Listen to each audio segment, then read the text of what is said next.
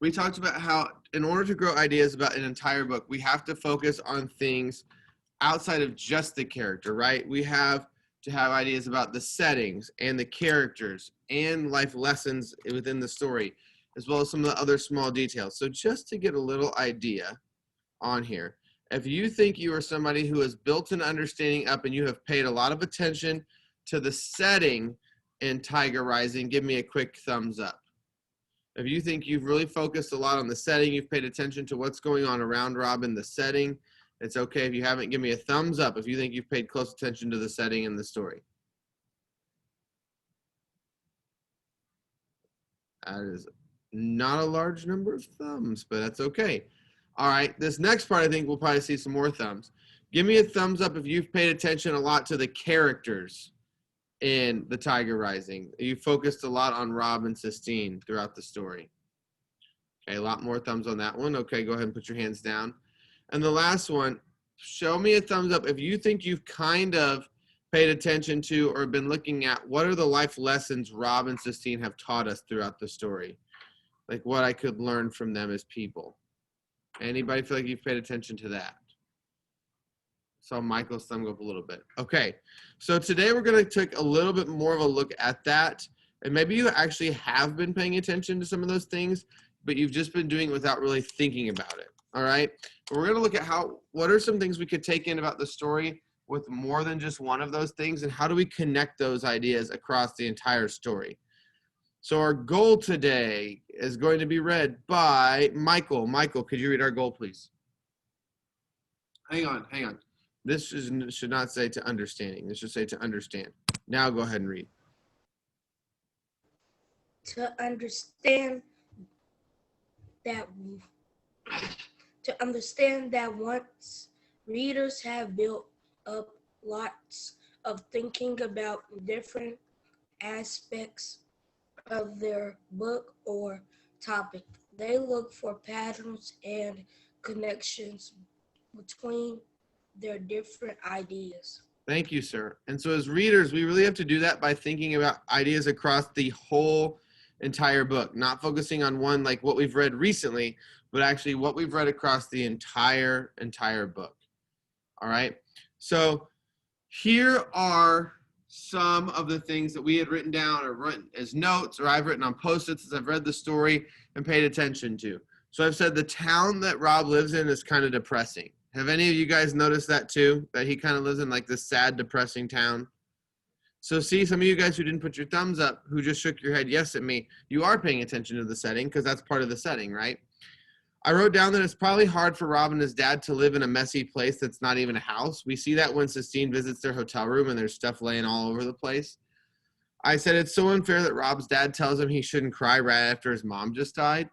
That's always stuck out to me. Like Rob's mom passed away and his dad tells him don't cry, that it's not going to bring her back. I said Kate DiCamillo, that's the author, gives Rob this imaginary suitcase that he stuffs his feelings in. And I think that actually makes him sadder by keeping them all inside. We kind of see that with Willie Mae when she tells him he's got to let the sadness rise up. He holds all the sadness inside, and it makes things, I think, harder for him. I said the tiger in the cage is like Rob's suitcase. Rob's feelings are trapped inside him like the tiger's trapped inside the cage. And Sistine makes Rob tell her his mother is dead even though he doesn't want to, right? So I kind of was looking at approaching it and thinking about these two ideas go together to me. It's probably hard for Rob and his dad to live in a messy place that's not even a house. And Kate DiCamillo gives Rob an imaginary suitcase that he stuffs his feelings in. I think it makes him sadder. So I'm going to dig a little deeper with that. All right. So the first post-it really makes me show that I think Rob's house is messy, right? We know that where he lives is messy. There's tattered up furniture. There's like leftover food in there. The other post-it note isn't really having anything to do with his house, right? It's about his imaginary suitcase. So I started to wonder, you can see I have it at the bottom there, could Rob's feelings have anything to do with his living situation, with his house or his hotel room? Does that kind of contribute to his own feelings? So then when I thought a little about it deeper, I said, I'm thinking that Rob's feelings are kind of like his house, right? his feelings are messy just like his home is. And if that does that make sense? The other thing I thought maybe too is Rob and his dad are sort of stuffed into one room, just like his feelings are stuffed into his suitcase.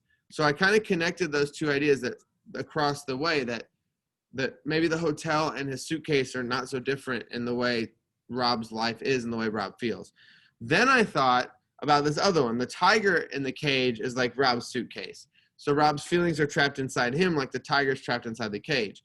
I could also connect that to those other two notes. And I said, Rob and his father are stuffed into the motel room. Rob's feelings are stuffed inside him like clothes in a suitcase. And in sort of the same way, that tiger is also trapped in a cage, right? So then I'm trying to think about what is the story really about and what is the life lesson based on all those connections I've made, right? Rob and his father are stuffed into this thing. Rob's feelings are stuffed inside him like a suitcase. And then the tiger is also trapped in the cage. So when I put those things together and kind of connect them all, what do we think could maybe be a life lesson or a theme that we could learn from the story? Just something about life. Remember, we practice theme with the giving tree. It's where we kind of like a lesson we want. The author doesn't say exactly what they might want us to think about. When we connect those things, him and his father kind of being trapped in the hotel room, his feelings being stuck inside the suitcase, and the tiger inside the cage, what kind of theme or life lesson could we maybe learn from that, from those three things going together? Anybody have, and I know that this is kind of hard to think about, but anybody want to be a risk taker and kind of share what they might think, how those are connected and what kind of the life lesson might be? I'm going to call on somebody.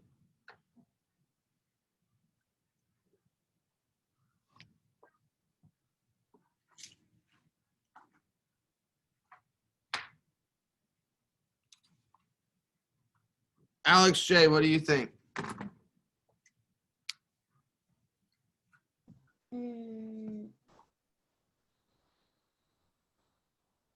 I know I'm asking you to think deep, and it's early in the morning.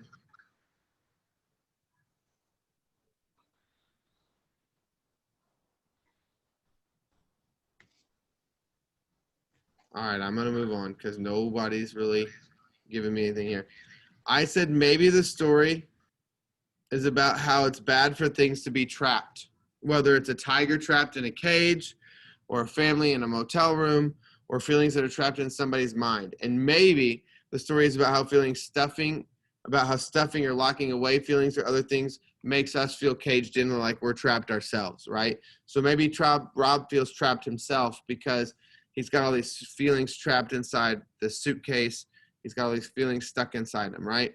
So notice there's this little thing over here that says prompts to help us grow complex ideas, meaning difficult ideas to think about. Maybe you can say maybe or I wonder. This is not an exact science. Sometimes there's no right or wrong answer. All right, it's just can you really take time and connect these things on your own and think more deeply about your book, right? So, oh, maybe these ideas go together because and explain why. So let's look at another two Post-its, all right? And I want you to take a minute and think about. And I want you to write in your notebooks how you think they go together. All right. I want everybody right now. I'm going to check your notebooks here in about 5 minutes and you will get points for doing this. The first one is it's unfair that Rob's dad tells him he shouldn't cry right after his mom just died. The second one is Sistine makes Rob tell her his mother is dead even though he doesn't want to. All right. So I want you to think about how are those two things connected? All right. How are those two things connected? Take a minute and write it in your notebook. I'm actually going to take time and write down how I think they're connected in my notebook as well. All right.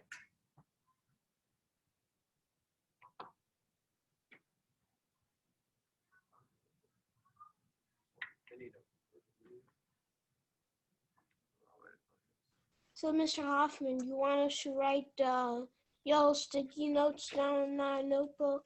I don't want you to write the yellow sticky notes down. I want you to write how you think those yellow sticky notes, notice how they're connected or how they might be similar or go together. All right. Okay. So you can say those prompts right here. You could write down like, I wonder if they are connected because, or maybe this, or these ideas might go together because. So I'm going to start mine with these ideas might go together.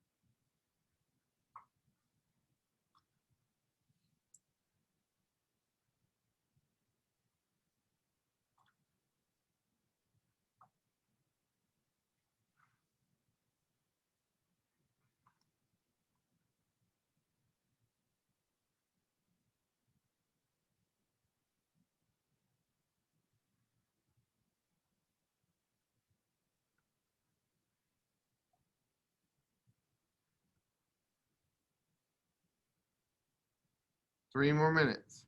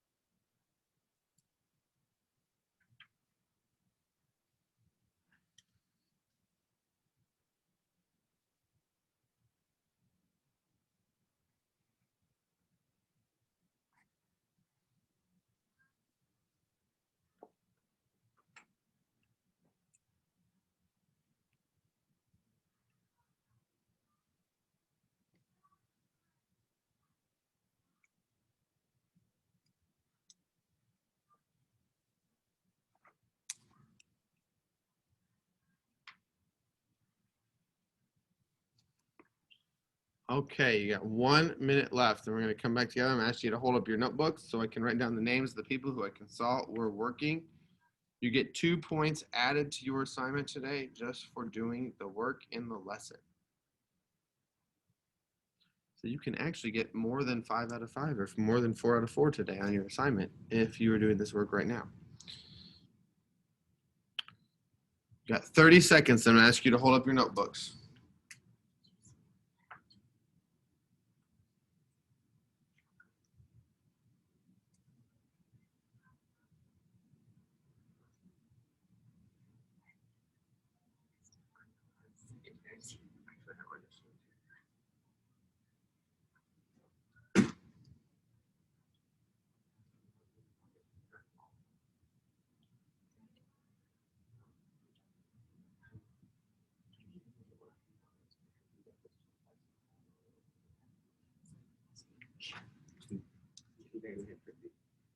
All right, let's come back together here. Could you please hold up your notebooks and show me what you have been writing down? And when I say you're good to put your notebook down, you're good to put it down. I got you. Ania, you can put yours down. Thank you. Michael, you can put yours down. Thank you. Alex J, you can put yours down.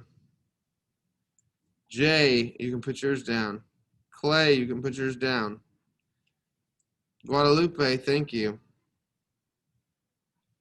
Eric, wake up. Derek, you can put yours down. Thank you. CJ, you can put yours down. Cynthia, I got yours. Thank you. Corbin, I got yours. And Eduardo. All right, so now that we've had a chance to write those down, who keeps leaving? And I've seen that you did the work and wrote it down. Who can share with me what is something that you wrote down? Jay, go for it. They're both about his mom died. Okay, so in both situations, the person who's bringing up something about his mother's death, that's a good connection. Anybody else? Ania.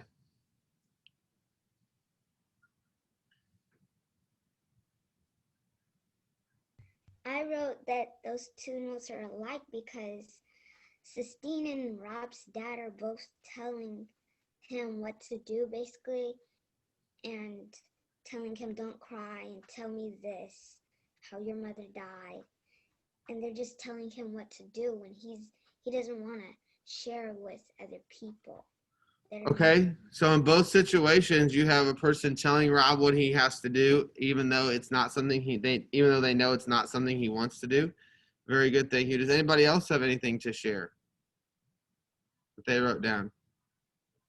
To kind of back that up, Ania, that's what I wrote. These ideas might go together because I think they are both examples of people asking or forcing Rob to act in a certain way. Both his father and Sistine forced Rob to do something even though they know it upsets him. So there you go. I agreed with you. Anybody else? Going once? Going twice? All right, Ania and who else shared? Jay. Ania and Jay, thank you for sharing. So your job today, when you go out, and we're going to do this in my small groups, is that you're going to grow an interpretation. So you need to kind of think about more than one idea from your own book that you've been reading. All right. What are some things we've brought up or we've noticed that have stuck out over the time we've been reading the book? And think about what are two of those that go together. All right. What are two that go together? How do they go together? And what life lesson might the author be teaching? So I would probably say with what we just talked about, maybe the author would be teaching people to, it's okay to like be emotional or let other people feel the way they want to feel, right? Because Sistine and Rob's dad don't let him. And we see how it negatively affects Rob. So here's an example over to the left. It says, Beans makes Palmer do things he's not comfortable with. Dorothy makes him feel safe and he can be himself, right? But you're going to come up and you're going to think of what are two ideas that go together. Write down these two ideas and then tell me, how does that go with the whole story, or how do those go together and why is it important? Not with the Tiger Rising, okay? You're doing it with your own book that you're reading outside of the Tiger Rising. So whatever you've been reading in small group, all right? My first group is going to stay on. My second group, I'll see you at 9:40. If you normally meet with Mrs. Fleischer, she is not here today, okay? So Mrs. Fleischer's groups, you need to do work on Raz Kids and Lexia, all right? That was her directions since she is not going to be here today.